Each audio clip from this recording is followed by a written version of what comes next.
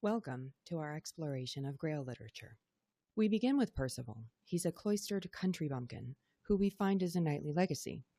We follow his quests through when the text returns to Galahad, who is the subsequent focus of the excerpt of Joseph of Arimathea, interwoven with the stories of Bors and Percival, among others.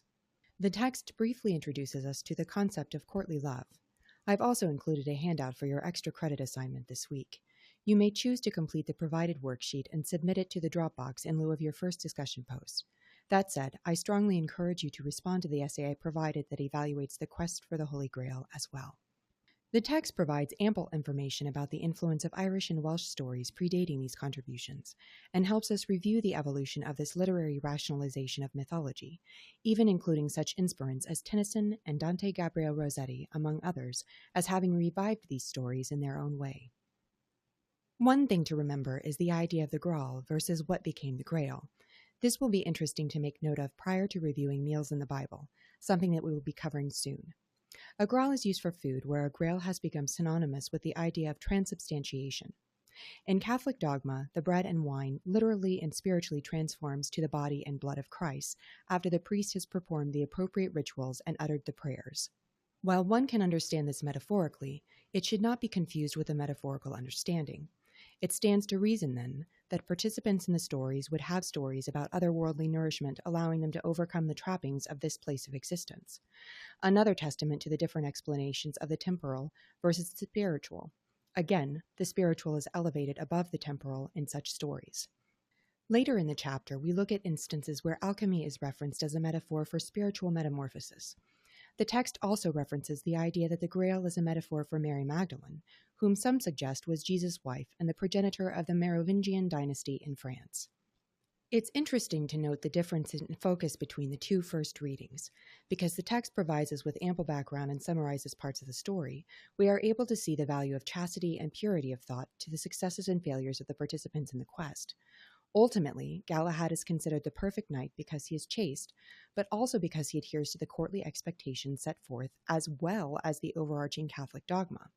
This isn't so easy as one might think. The Romance of the Rose, though French and not included, provides excellent insight to the courtly love ideal, and I would argue, suggests that chastity was rarely part of the social expectation. All that said, it is likely that this work was an effort to defray some of the perceived inconsistencies between thought and action, particularly when considering that the Catholic ideology suggests they're not separate. Intent leads to action, and therefore should be abated as well. What did you think about the last excerpt compared to the others?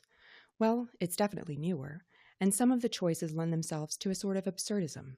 When you begin with Mrs. Whitaker found the Holy Grail, it was under her fur coat, it suggests that things will take a different turn. I'm interested to see if any of you include that excerpt to support or refute my argument about Grail literature forwarding the courtly love, chivalric, and Catholic agendas. How do you think this excerpt addresses that? The last one, chivalry. I would say that Mrs. Whitaker is an evolution on the concept. She's an intelligent woman with a firm moral compass. Her requests for assistance are reasonable, and she always sends him away with something, suggesting that she's also hospitable. In the end, she even refuses one of the 3 gifts she's presented with in exchange for the Grail. The text states that the apple is representative of Eve in the garden, though in many of these texts, 3s come up frequently. The Catholic Church understands the concept of the Trinity as Father, Son, and Holy Ghost. One could view this as enlightenment, sin, and immortal piety in the context of all the readings. In conclusion, Grail literature is among my favorites. The elaborate courtly rules are part of the reason why.